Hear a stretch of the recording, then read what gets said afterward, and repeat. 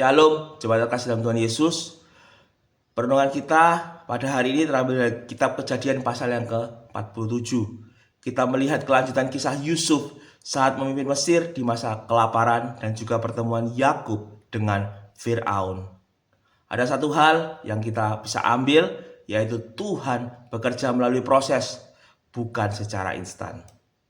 Yang pertama, proses panjang sebelum posisi tinggi. Di Kejadian 47, Yusuf berada di puncak kekuasaan. Ia mengatur ekonomi Mesir dan menyelamatkan banyak orang. Tetapi kita tahu, ia tidak tiba di sana secara tiba-tiba. Ia melewati proses, dijual oleh saudaranya, menjadi budak, difitnah, dipenjara, dan dilupakan. Bertahun-tahun proses membentuk karakter sebelum Tuhan mempercayakan tanggung jawab besar. Tuhan sering membentuk karakter lebih dahulu sebelum memberikan kepercayaan. Kemudian yang kedua, proses dalam menghadapi krisis. Kelaparan tidak selesai dalam sehari, ia berlangsung lama. Yusuf tidak menghapus krisis dengan satu keputusan ajaib. Ia menjalankan proses, mengelola gandum, menetapkan sistem, mengatur distribusi, dan membuat kebijakan jangka panjang. Tuhan tidak menghilangkan kelaparan, tetapi memberikan hikmat untuk melewatinya. Tuhan sering bekerja melalui hikmat langkah demi langkah. Kemudian yang ketiga, proses iman di masa tua Yakub. Yakub dalam pasal ini berusia 130 tahun ketika bertemu dengan Firaun. Ia berkata hidupnya singkat dan penuh kesusahan. Namun di akhir hidupnya ia melihat anaknya yang dulu dianggap mati ternyata menjadi penyelamat. Keluarganya terpelihara dan juga janji Tuhan tetap berjalan. Yakub mungkin tidak mengerti seluruh proses hidupnya ketika masih muda, tetapi di akhir ia melihat kesetiaan Tuhan.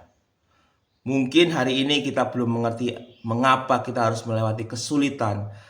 Kita belum melihat rencana Tuhan, tetapi seperti Yakub, suatu hari kita akan melihat bahwa Tuhan tidak pernah salah dalam prosesnya. Kemudian yang keempat, Tuhan membentuk bangsa melalui tahapan.